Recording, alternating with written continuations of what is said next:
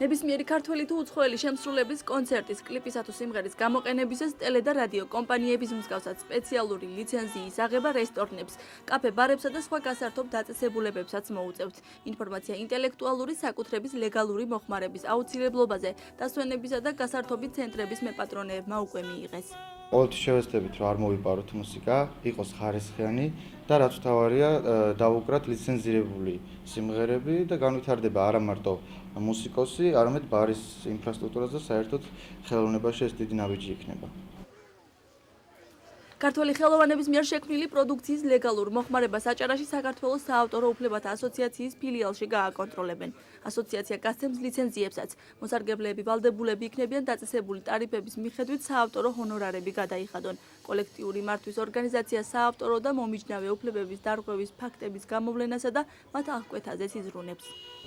სამწუხაროდ დღემდე ძალიან ხშირად ირღვევა საავტორო უფლებები საქართველოში, ეს ერთ-ერთი ყველაზე მძიმე პრობლემაა და ზუსტად ჩვენ 2 თვის წინ დავიწყეთ ამ პრობლემის აქტიურად მოგვარება, როგორც თბილისში და ამჟამად უკვე აჭარაში გადმოვინაცვლეთ და აჭარაშიც ეს იგივე ისეთი პრობლემაა, როგორც მთელ საქართველოში. აქედან გამომდინარე გვაქვს იმედი, რომ აი ესე ნელ-ნელა დავარეგულირებთ ამ პრობლემებს. მის მასშტაბით ბევრი ცვლილებები მოხდა ამ სფეროში, ორგანიზაცია, რომელიც არსებობს, კოლექტიური მართვის კარდინალური ცვლილებები გავატარეთ და შესაბამისად მე ძალიან იმედი მაქვს, რომ ამ რეგიონშიდაც საავტორო უფლებები კარგად იქნება დაცული. ეს გულისხმობს პირველ რიგში იმას, რომ ავტორი, შემსრულებელი მიიღებს იმ კუთვნილ ჰონორარს, რაც მას ეკუთვნის თავისი ნაწარმოების შექმნისთვის.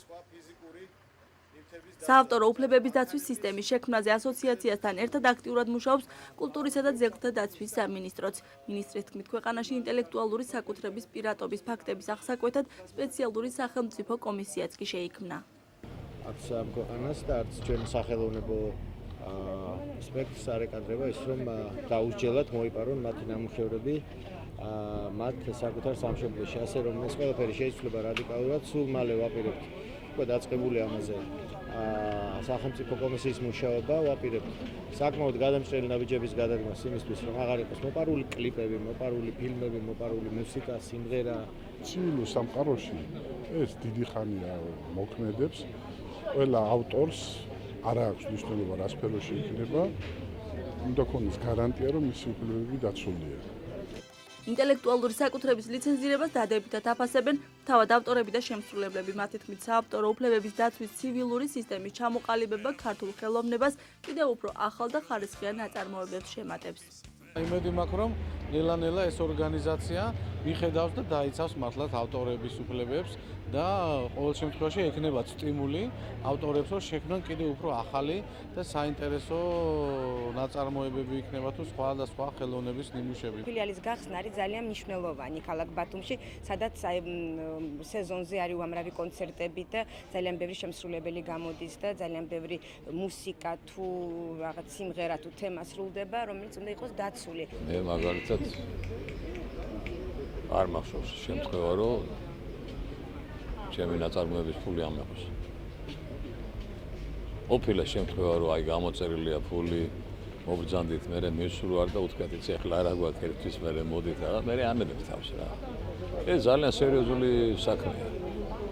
თუ მაგალითად სათავეში ისეთი ხალხი დაუდგა, ვინც ამას ბოლომდე მიიღოს, მადლობის მეტი არავის აფერად გიჩვენებს, რომ ნებისმიერ ცივილიზებულ ქვეყანაში საავტორო უფლებები მუშაობს ძალიან სერიოზულად.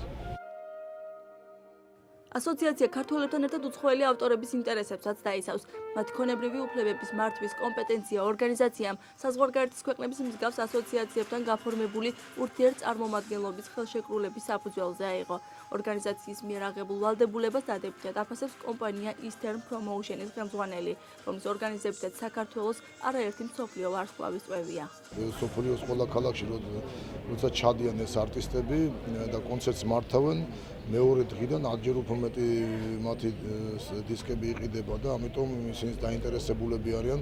ყოველთვის ეგ პრობლემა იყო საქართველოში უფრო ფეხს ითრევდნენ აქ ჩამოსვლაზე, იმიტომ რომ მათი კონცერტის მერე შედეგი ისეთი არ იყო შემოსავალი მათი მენეჯერებისთვის და ამიტომ ეხლა ჩვენთვის ძალიან გაადვილდება ეს ყველაფერი. მაშინ როდესაც ბათუმს ძალიან ბევრი ჯერ კიდევ უყურებს როგორც გართობის ადგილად და არა გართობის ცენტრად და არა კულტურის ცენტრად, და ამ შემთხვევაში ბევრ რამეს უგულებელყოფა ხდება ამ ასოციაციით ვფიქრობთ რომ ისე დარეგულირდება რაღაც ურთიერთობები რომ უბრალოდ ცივილური ფორმებისაკენ წაიყვანს ამ სფეროში ურთიერთობებს. საავტორო უფლებათა ასოციაცია ჯერ კიდევ 1999 წელს შეიქმნა, თუმცა აქტიური მუშაობა ასოციაციამ ორი თვეა რაც დაიწყო. იგი ახორციელებს მეცნიერების, ლიტერატურისა და ხელოვნების ნაწარმოებთა დაცვასა და არეგულირებს საქართველოს ტერიტორიაზე მათ გამოყენებას.